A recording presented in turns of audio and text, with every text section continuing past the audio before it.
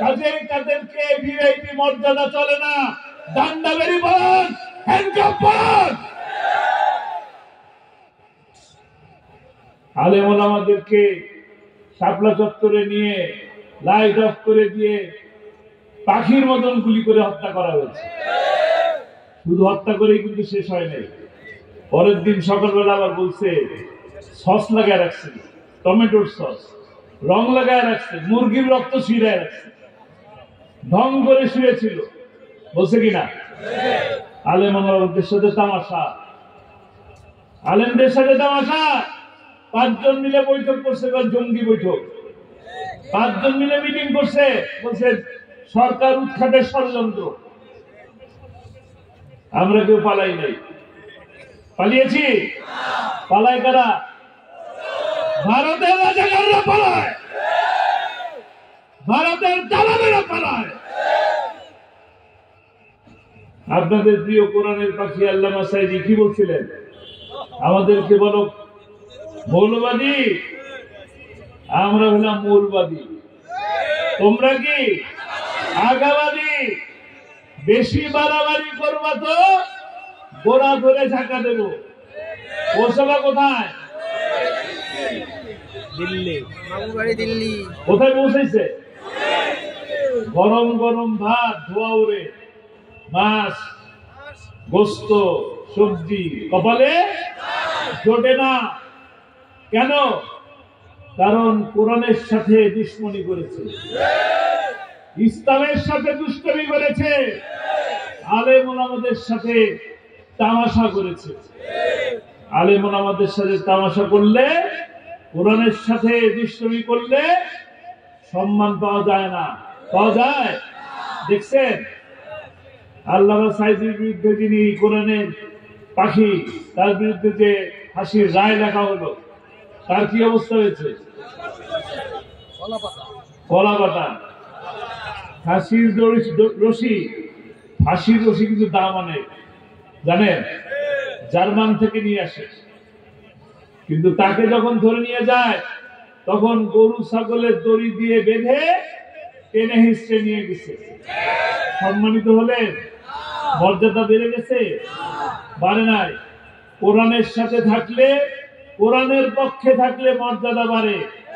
কোরআনের সাথে শত্রুতা করবেন, কোরআনের বিপক্ষে যাবেন, কোরআনের পক্ষের মানুষের সাথে শত্রুতা করবেন, আপনার ইজ্জত কোথায় যাবে? তলানিতে। এত জনপ্রিয়তা ছিল কার? শেখ মুজিবুর রহমানের। অনেক জনপ্রিয়তা ছিল, মায়া একেবারে শেষ করে দিয়েছে। দিছে কিনা? কোরআনের বিপক্ষে থাকলে ইজ্জত থাকে না, মান সম্মান ইজ্জত কোনো কিছু থাকে না। কোরআন নাজিল হয়েছে কোন মাসে? সব থেকে বেশি মর্যাদাবান সম্মানিত মাস রমাদান, ঠিক কিনা?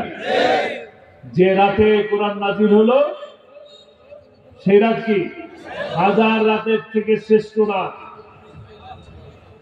লাইলাতুল কদর। এত সম্মান কেন? এত মর্যাদা কেন? শুধুমাত্র কোরআনের জন্য।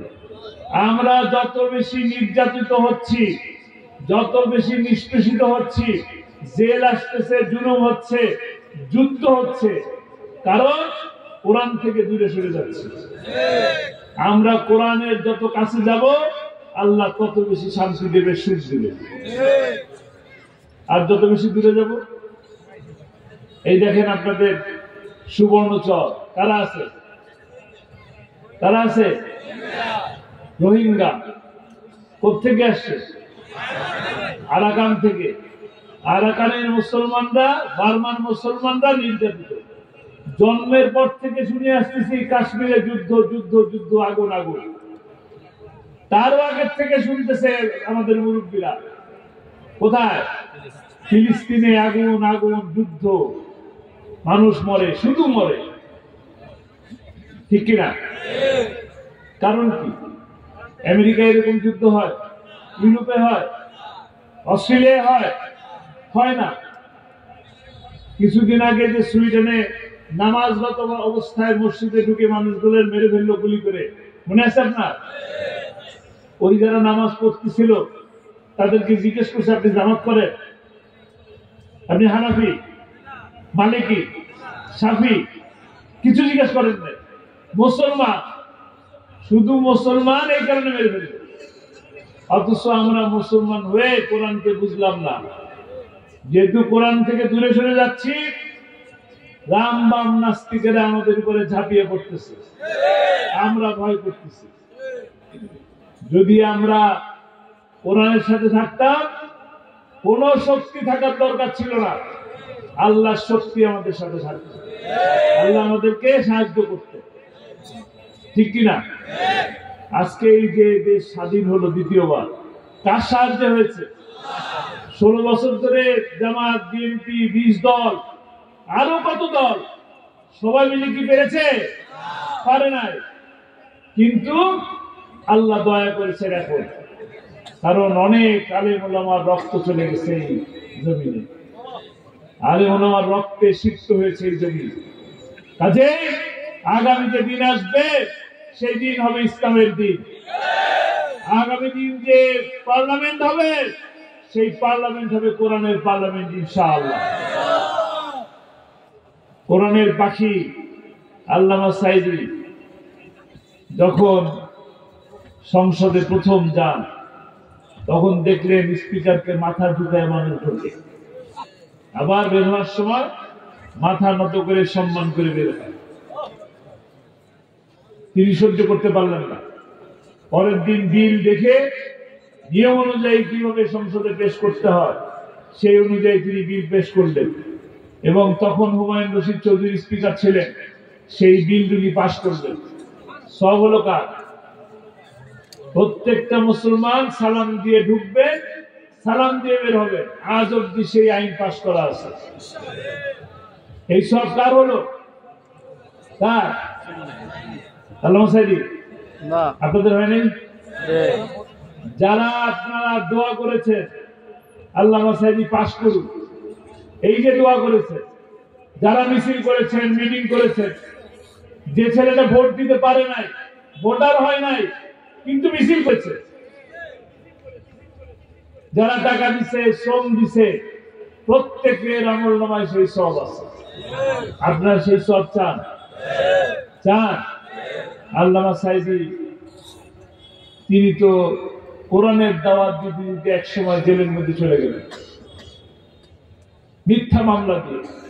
আবার যখন সরকার বুঝলো আর ক্ষমতায় থাকা যাবে না, পালিয়ে যেতে হবে, তখন তাকে জেল থেকে হাসপাতালে নিয়ে আসা হলো হার্ট অ্যাটাকের কথা বলে।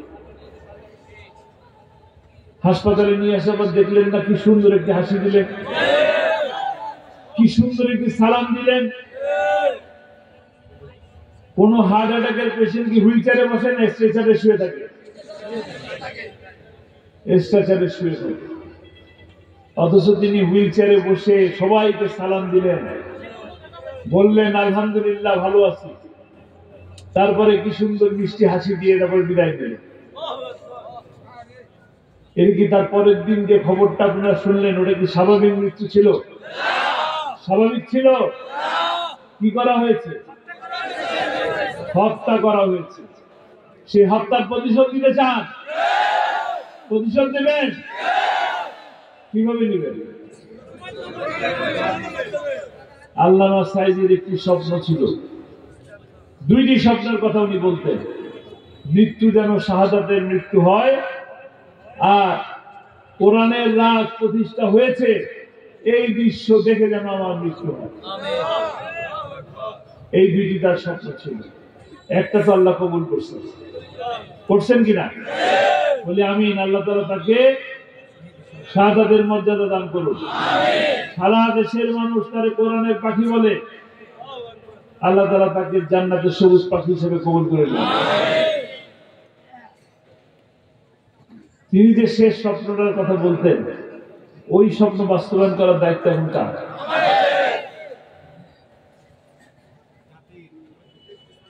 সবাই রাজি আছে? সবাই? কারা কারা রাজি আছে?